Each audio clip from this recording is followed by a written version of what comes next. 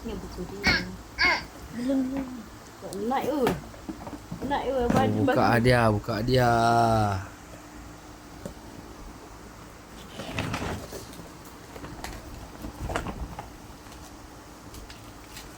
Abang Adam bagi apa ni dalam ni? Ish. Pasal Dia tulis kot. Tu. Dia tulis lah. Ifan. Dia tulis. Wow. Wow. Baca. Baca, cepat baca adik. Adik baca. Oh, pandai dia 2 tahun baca. Baca. selamat Cepat adik baca apa dia? Terima kasih Abang Adam. selamat hari Night Haji. Sini.